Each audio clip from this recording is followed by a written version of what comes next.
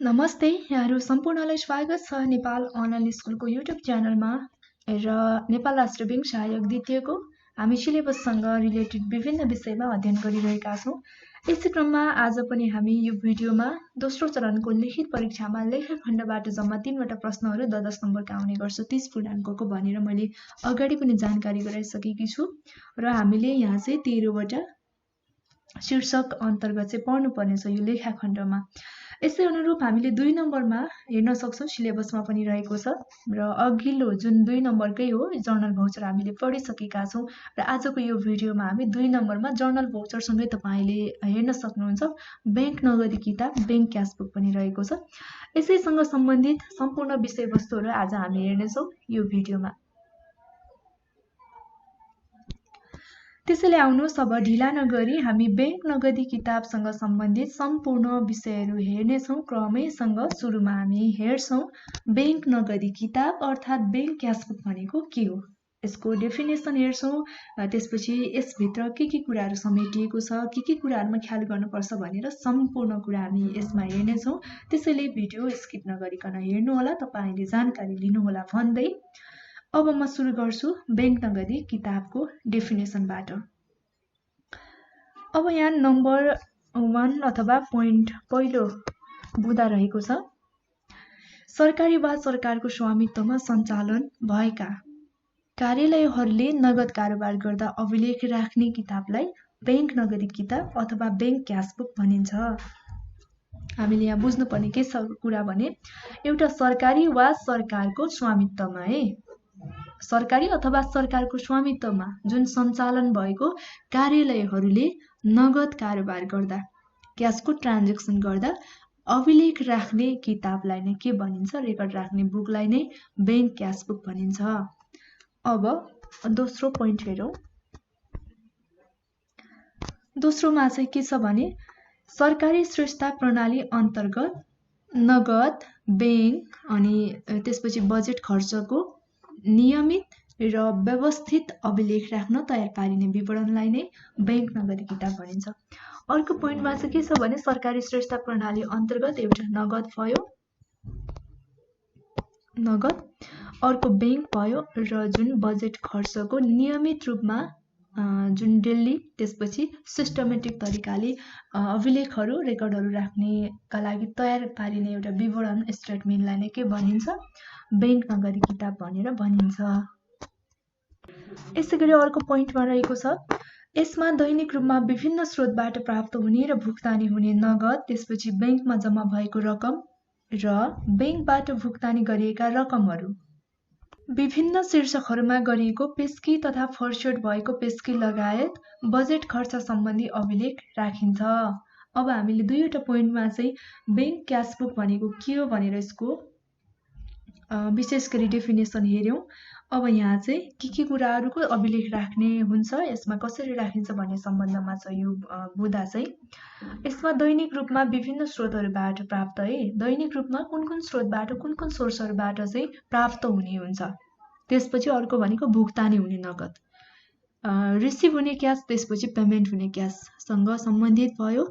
अर्को भनेको बैंकमा डिपोजिट भएको अमाउन्ट र बैंकबाट भुक्तानी गरिएका रकमहरू, बैंकबाट जति पनि पेमेन्टहरू हुन्छन् त्यससँग सम्बन्धित अमाउन्टहरू र विभिन्न शीर्षकहरूमा गरिएको पेस्की विभिन्न कुन शीर्षकमा पेस्की गरिएको छ अथवा एडभान्स दिएको छ। अनि त्यति मात्रै नभए अर्को फर्स्योट भएको पेस्की लगायत बजेट खर्च सम्बन्धी सम्पूर्ण अभिलेख राखिन्छ केमा, बैंक नगदी क्यासबुकमा। अब यसपछि अर्को बुँदा हेरौं। यो चाहिँ सरकारी कार्यालयहरूमा नगदको कारोबार गर्दासँग सम्बन्धित रहेको छ। जुन प्रयोग हुने सरकारी कार्यालयहरूमा नगदको कारोबार गर्दाखेरि प्रयोग हुने फारमहरू मध्ये बैंक नगदी किताब मुख्य फारम हो।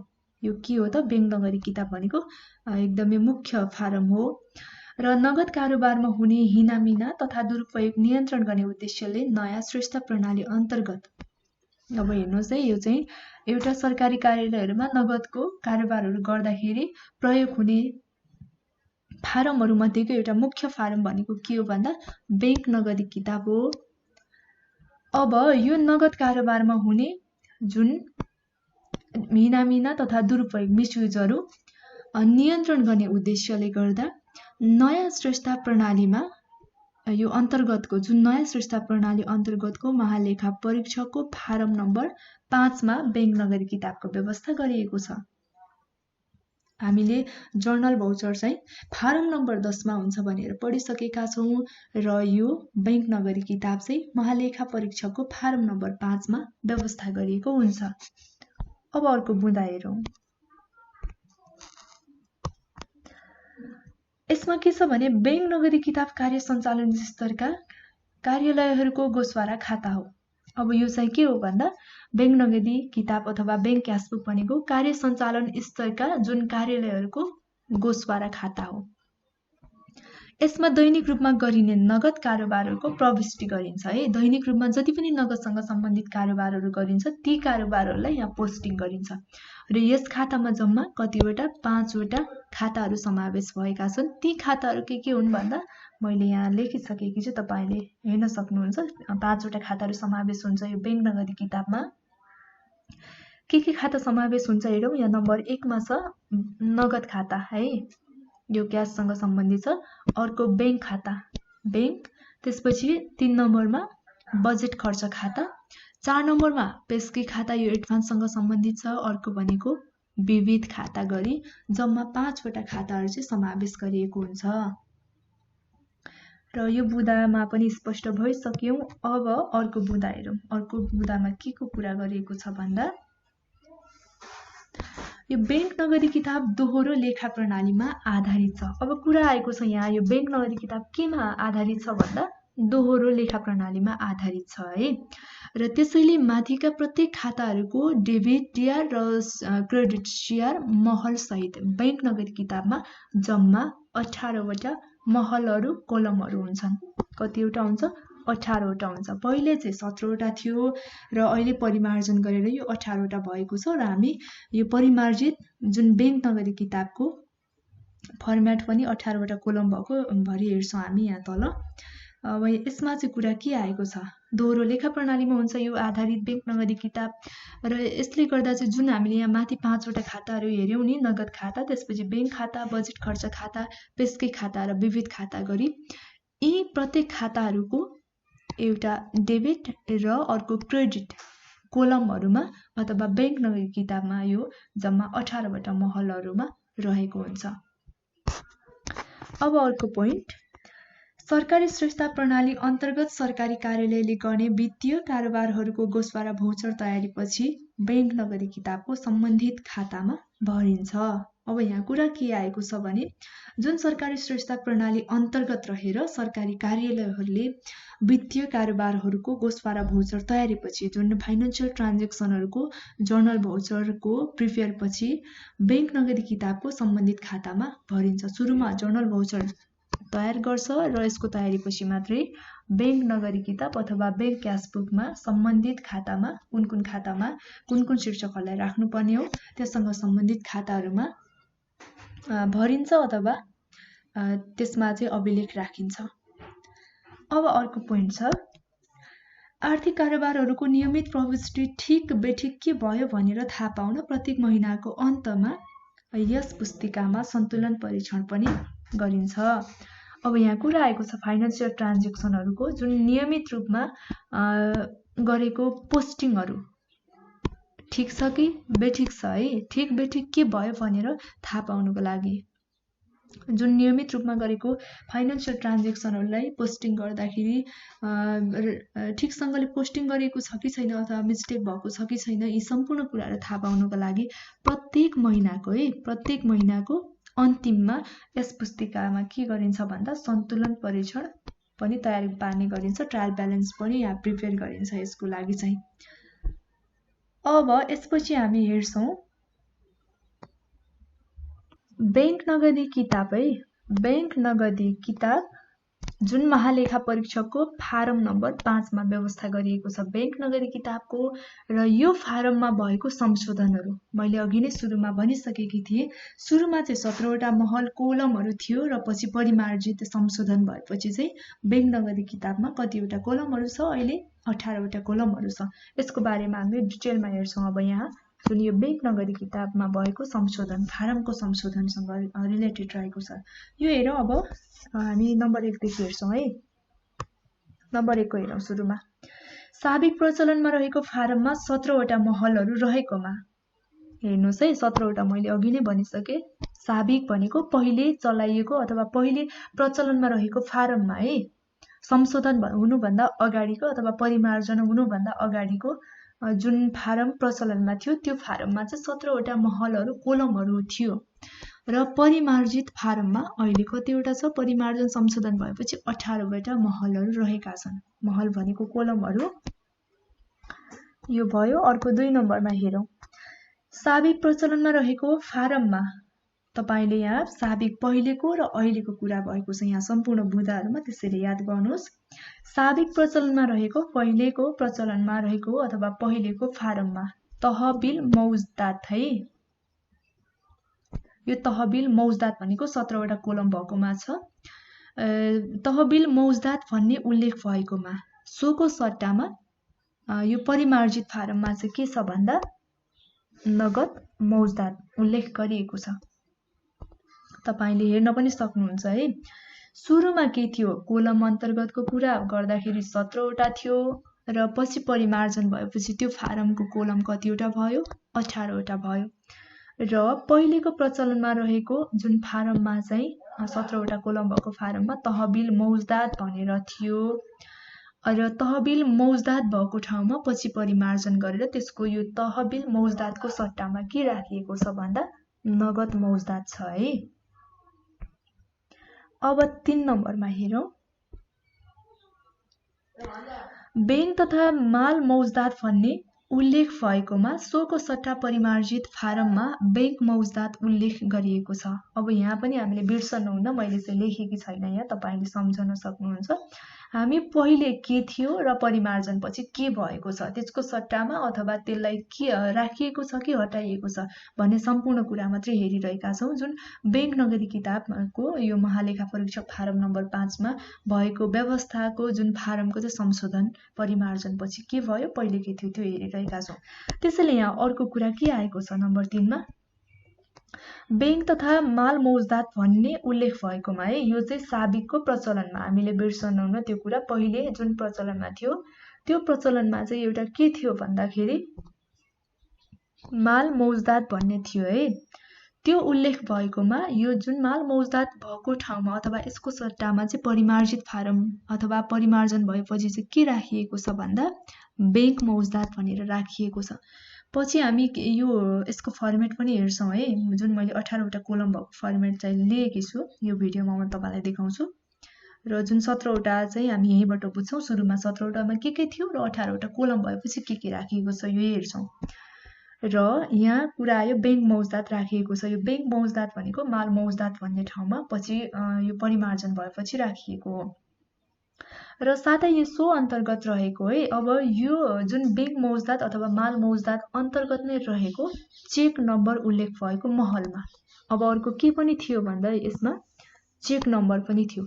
चेक नम्बर उल्लेख भएको कोलममा अथवा महलमा अर्को के उल्लेख भएको छ अहिले परिमार्जन भएपछि भन्दा भौचर नम्बर अथवा चेक नम्बर भनेर राखिएको छ अहिले चाहिँ संशोधन पछि।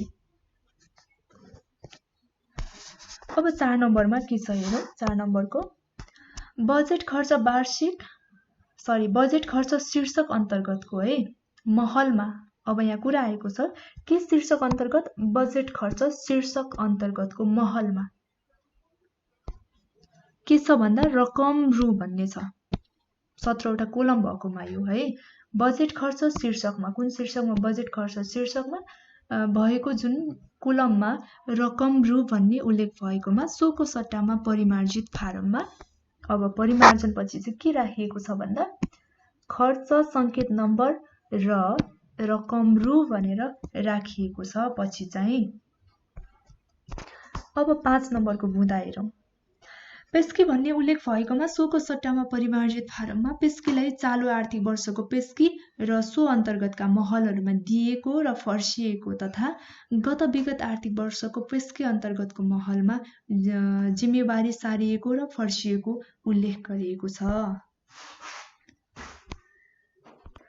अब यहाँ के कुरा आएको छ भने यहाँ पेस्की भन्ने ठाउँमा है अथवा पेस्की भनेर उल्लेख गरिएको जुन साबिकको प्रचलनको फारममा पेस्की भनेर उल्लेख गरिएको अथवा भएको ठाउँमा यो पेस्की भन्ने अथवा पेस्कीको सट्टामा परिमार्जित फारममा पेस्कीलाई के मा राखिएको छ अथवा यसको सट्टामा के राखिएको छ भन्दा पेस्कीलाई चालु आर्थिक वर्षको पेस्की छ एउटा र यसै अन्तर्गतको है जुन महलहरूमा अर्को के छ दिएको र अर्को फर्सिएको र अर्को भनेको के छ भने विगत आर्थिक वर्षको पेस्की भनेको लास्ट इयरको अथवा फिस्कल इयरको जुन लास्ट इयरको चाहिँ फिस्कल इयरको पेस्की छ यहाँ यस अन्तर्गतको महलमा चाहिँ के छ भन्दा जिम्मेवारी सारिएको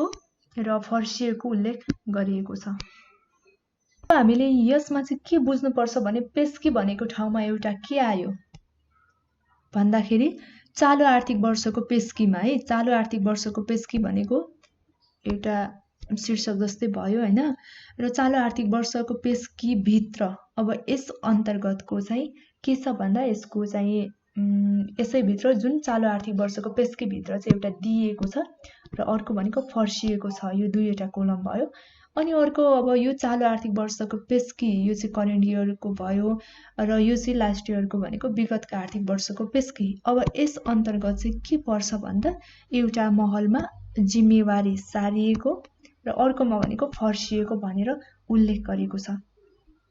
अब 6 नम्बरको साबिक प्रचलनमा रहेको फारममा विविध शीर्षक अन्तर्गतको महलमा हिसाब नम्बर उल्लेख भएकोमा त्यसलाई परिमार्जित फारममा हटाइएको छ। अब जुन अरूमा चाहिँ हटाइएको हुँदैन थियो त्यसको सट्टामा अरू कुनै राखिएको हुन्थ्यो भने अब यहाँ कुरा आएको छ एउटा हटाइएको छ जुन साबिक पहिलेको प्रचलनमा रहेको फारममा विविध शीर्षक अन्तर्गतको महलमा एउटा हिसाब नम्बर भनेर हुन्थ्यो है अथवा हुन्छ। अब यो हिसाब नम्बर भएको जुन विविध शीर्षक भित्रको हिसाब नम्बर यस अन्तर्गत पर्ने हिसाब नम्बरलाई चाहिँ यो जुन परिमार्जित 18 वटा कोलम भएको बैंक नगदी क्यास बुकमा चाहिँ यो के राखिएको छ यसमा चाहिँ यो फारमलाई हटाइएको छ यो हिसाब नम्बर चाहिँ राखिएको छैन है। अब अर्को 7 नम्बरको परिमार्जित फारमको अन्तिममा 3 वटा लाइनहरूमा यस महिनाको जम्मा अघिल्लो महिनाको जम्मा र कुल जम्मा उल्लेख गरिएको छ। अब जुन परिमार्जित फारमको अन्तिममा 3 वटा लाइनहरूमा के हुन्छ भन्दा यस महिनाको जम्मा त्यसपछि अघिल्लो महिनाको जम्मा र कुल जम्मा उल्लेख गरिएको हुन्छ। अब 8 नम्बरमा अन्तिममा चढाउनेको जाँच गर्नेको र स्वीकृत गर्नेको नाम दर्जा हस्ताक्षर र मिति समेत उल्लेख गरिएको हुन्छ। अब यहाँ अन्तिममा चाहिँ के हुन्छ चढाउनेको त्यसपछि जाँच गर्नेको चेक गर्नेको अनि एप्रुभ स्वीकृत गर्नेको नाम के हो त चढाउनेको नाम अनि जाँच गर्नेको नाम र स्वीकृत गर्नेको नाम अनि यिनीहरूको दर्जा भनेको पद र सिग्नेचर त्यसपछि डेट मिति उल्लेख गरिएको छ। अब चाहिँ हामी के हेर्छौं यहाँ 18 महलीय बैंक नगदी किताबको नमुना अथवा यो 18 वटा कोलम भएको बैंक क्यास बुकको फर्मेट रहेको छ स्याम्पल रहेको छ यहाँ यो हेर्छौं। अब यो चाहिँ परिमार्जित हो 18 वटा कोलम भएको चाहिँ मैले लिएको छु यहाँ है तपाईहरुलाई देखाउनको लागि र यसबाट पनि अझ हामी धेरै कुराहरु स्पष्ट हुन्छौं। र सुरुमा यहाँ 18 महलीय बैंक नगदी किताबको नमुना त्यसपछि नेपाल सरकार त्यसपछि यहाँ सुरुमा लेख्नु पर्यो कार्यालय कुन हो अथवा विभाग हो कि अथवा मन्त्रालय हो कार्यालय विभाग मन्त्रालयको नाम अगाडि अर्को बैंक नगदी किताब भइहाल्यो। अब फर्मेट हेर्छौं यहाँ 18 वटा महल छ म तपाईलाई देखाउँछु एक एक गरी। सुरुमा भनेको हामीले मिति है। अब यहाँ चाहिँ मिति भनेको जुन मितिमा चाहिँ गोसपारा भौचरमा उल्लेख खित मिति लेखिन्छ यहाँ चाहिँ जुन जर्नल भौचरमा कुन डेट रहेको छ त्यो लेखिन्छ यहाँ। अर्को यहाँ संकेत नम्बर छ संकेत नम्बरमा चाहिँ जुन गोसपारा भौचरको नम्बर लेखिन्छ है यहाँ गोसपारा भौचरको नम्बर लेखिन्छ संकेत नम्बरमा। अर्को भनेको विवरण। विवरणमा कारोबारहरूको संक्षिप्त बेहोरा लेखिन्छ। यहाँ चाहिँ कारोबारहरूको के छन् त भने यो पार्टिकुलर हो विवरण भनेको। यसमा चाहिँ संक्षिप्त रूपमा बेहोराहरू चाहिँ लेखिन्छ, उल्लेख गरिन्छ। अब सुरुमा एउटा कुरा सम्झौँ, हामीले जुन बैंक नगदी किताबमा 5 वटा खाताहरू उल्लेख गरिएको हुन्छ भनेर योभन्दा अगाडि पढिसक्यौँ। अब 5 वटा खाताहरू यहाँ आएको छ है। नम्बर 1 मा के आएको छ? नगद मौजदात। नम्बर 2 मा बैंक मौजदात। नम्बर 3 मा बजेट खर्च। अनि अर्को भनेको पेस्की भनेर आएको छ यो नम्बर 4 मा है, पेस्की नम्बर 4 मा। र अर्को नम्बर 5 मा हामीले के हेरेका थियौं? विविध भनेर हेरेका थियौं। र यो चाहिँ महालेखा परीक्षक फारम नम्बर 5 मा व्यवस्था भएको छ बैंक नगदी किताबको। अब हामीले विवरण सकिसक्यौं भने अब नगदमा यहाँ के छ भन्दाखेरि अब यहाँ नगद मौजदातमा छ। नगद मौजदात चाहिँ जुन 17 वटा कोलममा चाहिँ के थियो? तहबिल थियो र पछि परिमार्जन भएपछि चाहिँ नगद मौजदात राखिएको हो। अब नगद मौजदातमा हामीले एउटा डेबिट, अर्को क्रेडिट।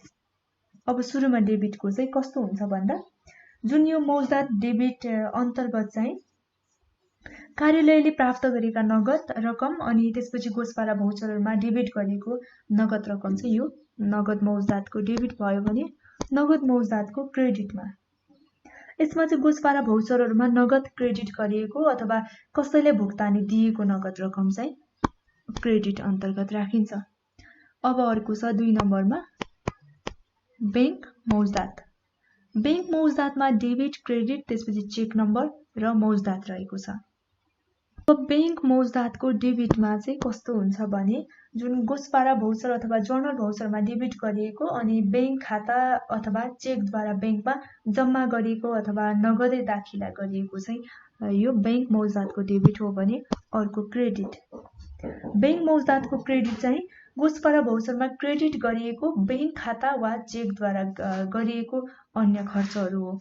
र अर्को छ यहाँ चेक नम्बर जुन बैंक मौजदात अन्तर्गत नै रहेको छ यो पनि। अब चेक नम्बरमा चाहिँ कार्यालयले भुक्तानीको लागि जारी गरिएको चेक नम्बर है। कार्यालयले जुन भुक्तानीको लागि चेक जारी गरेको छ त्यो चेकको चाहिँ नम्बर यहाँ चेक नम्बर। अर्को भनेको यो बैंक मौजदात रहेको छ। बैंक मौजदात भित्रको नि मौजदात छ है यो चाहिँ। यसमा चाहिँ कार्यालयले बैंक मार्फत जुन भुक्तानी दिँदा वा बैंकमा रकमहरू दाखिला गर्दाखेरि बढ्न घट्न जाने बैंक मौजदात यो चाहिँ बाँकी बैंक मौजदात जुन रहेको छ बैंक मौजदात अन्तर्गतको यसलाई चाहिँ यसरी बुझिन्छ। अर्को 3 नम्बरमा यहाँ हामी के हेर्छौं? बजेट खर्च छ। बजेट खर्चमा पनि यहाँ के छ भन्दा दुईटा कोलम रहेको छ है। एउटा रकम रु छ, अर्को भनेको बजेट खर्च अथवा यो संकेत नम्बर भनेर छ। अब यसमा चाहिँ बजेट खर्च जुन संकेत नम्बर रहेको छ यसमा चाहिँ जुन बजेट खर्चबाट खर्च भएको सोको चाहिँ बजेट नम्बरहरू चाहिँ अथवा संकेत नम्बर चाहिँ उल्लेख गर्नुपर्छ। यहाँ अर्को भनेको रकम छ।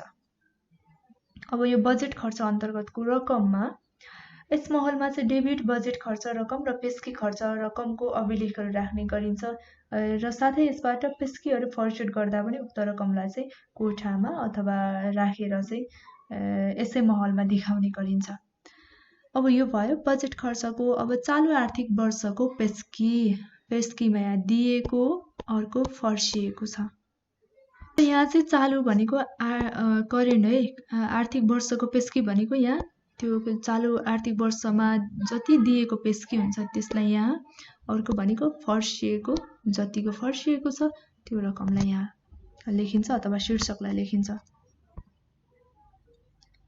अब अर्को छ गत विगत आर्थिक वर्षको पेस्की, यो भनेको लास्ट इयरको विगतको वर्ष आर्थिक वर्षको। यसमा जिम्मेवारी सारिएको र अर्को फर्सिएको छ। अब यस अन्तर्गत चाहिँ जुन गत वर्ष अथवा गत विगत आर्थिक वर्षको पेस्कीमा यहाँ जिम्मेवारी सारिएको भनेको गत आर्थिक वर्षको पेस्कीबाट जुन चालु आर्थिक वर्षमा जिम्मेवारी सारिएको रकम, अर्को भनेको जुन फर्सिएको, कति फर्सिएको छ त, कुनै बिलहरू आयो अथवा ल्याएको खण्डमा चाहिँ यो फर्सिएको हुन्छ, यसलाई चाहिँ यहाँ देखाइन्छ। अर्को छ विविध। विविधमा डेबिट, क्रेडिट रहेको छ। जुन अघिल्लो 17 वटा महलमा चाहिँ एउटा हिसाब नम्बर पनि थियो। यसमा यो परिमार्जितमा चाहिँ छैन, विविधमा डेबिट र क्रेडिट मात्रै छ। यो विविधको डेबिटमा जुन नगद मौजदात, बैंक मौजदात, त्यसपछि बजेट खर्च अनि त्यसकै बाहेकका जुन कर्मचारी सञ्चय कोषापट्टि आयकर आदि डेबिटहरू गर्दा यस महलमा राख्ने गरिन्छ। र अर्को क्रेडिट, यो चाहिँ विविधको क्रेडिट। विविधको क्रेडिटमा नगद मौजदात अनि बैंक मौजदात, बजेट खर्च, पेस्की फर्सीहरू बाहेकका जुनसुकै कारोबारले पनि क्रेडिट गरेमा चाहिँ सो रकम बराबरको रकम चाहिँ यस महलमा राखिन्छ। यो विविध अन्तर्गतको डेबिट र क्रेडिट। अर्को भनेको कैफियत, रिमार्क्स भइहाल्यो। र हामीले यहाँ 18वटा महलको बारेमा हेर्यौं। यो महल 18वटा रहेको छ यहाँ कोलम। 1 2 3 4 5 6 7 8 9 10 11 12 13 14 15 17 18 18वटा महल भएको हामीले बैंक नगदीको एउटा स्याम्पल अथवा फर्मेट हेरिसक्यौं है। अब यसपछि बैंक नगदी किताबको महत्त्व के छ, यति कुरा थाहा भइसकेपछि यसको महत्त्व बारे चर्चा गरौँ। अब बैंक क्यासबुकको अब सुरुमा यहाँ छ ए मा मैले एबीसीडी गरेर 5वटा महत्त्वलाई यहाँ प्रस्तुत गरेकी छु। ए को हेरौँ। यसको प्रयोगबाट कार्यालयले कुनै पनि समयमा आम्दानी र खर्चको वास्तविक स्थिति थाहा पाउन सक्दछ। अब यसको भन्नेको मतलब बैंक क्यासबुकको प्रयोगबाट कुनै पनि कार्यालयले जुनसुकै समयमा आम्दानी, इन्कम र खर्च, एक्सपेन्सेसको वास्तविक स्थिति के छ त भनेर थाहा पाउन सक्दछ। यो एउटा यसको महत्त्व भयो। अर्को बी नम्बरमा यसको प्रयोगबाट नगद कारोबारहरूमा हुने हिनामिना तथा दुरुपयोग नियन्त्रण गर्न सक्दछ। अर्को महत्त्व भनेको के हो, जुन यो फाइनान्शियल ट्रान्जेक्सनहरूमा हुने मिसयुजहरू, त्यसपछि हिनामिनाहरूलाई चाहिँ नियन्त्रण गर्न सक्छ। हिनामिना, अर्को दुरुपयोगलाई नियन्त्रण गर्न सक्छ। यसैगरी सीमा छ लेखाको अङ्कगणितीय शुद्धता परीक्षण गर्नमा पनि यसले सहयोग पुर्याउँछ।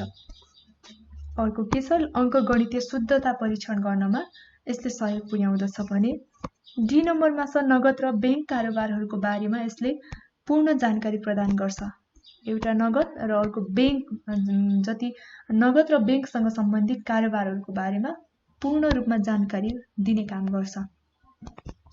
र ईमा छ विभिन्न प्रकारका वित्तीय प्रतिवेदनहरू तयार पार्न यसले ठूलो सहयोग पुर्याउँदछ। अब विभिन्न प्रकारका जुन वित्तीय फाइनान्शियल प्रतिवेदनहरू तयार पार्न चाहिँ यसले ठूलो सहयोग पुर्याउने गर्छ, मद्दत पुर्याउने गर्छ। यो 5वटा बुँदा भयो बैंक नगदी किताबको महत्त्व।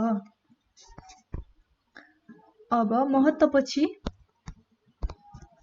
बैंक नगदी किताबको उद्देश्यहरू हेर्छौं। उद्देश्यहरू के छ त? वास्तवमा बैंक नगदी किताब के उद्देश्य अथवा कुन कुन उद्देश्यहरू परिपूर्तिका लागि चाहिँ तयार गर्नुपर्छ, यसको उद्देश्यहरू के रहेको छ भन्ने सम्बन्धमा छ यो। अब हामी यसलाई पनि हेर्छौं। यहाँ चाहिँ 6वटा उद्देश्यलाई मैले उल्लेख गरेकी छु, हेरौं 1 देखि। नगद र बैंकको कारोबारको व्यवस्थित र स्थायी भनेको जुन नगद, क्याश र बैंकको जुन ट्रान्जेक्सनहरूको एउटा सिस्टमेटिक, र अर्को भनेको पर्मानेन्ट, अभिलेख राख्ने भनेको रेकर्ड राख्ने।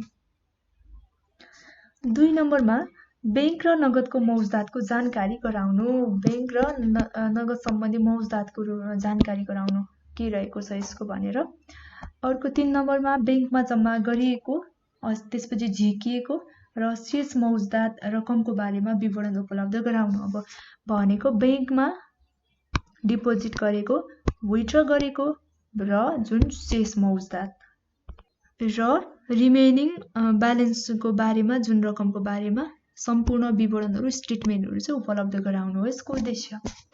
अर्को 4 नम्बरमा छ नगद पुस्तिका र बैंक विवरणको तुलना गरी हिसाब मिलान विवरण तयार पार्न मद्दत गर्नु।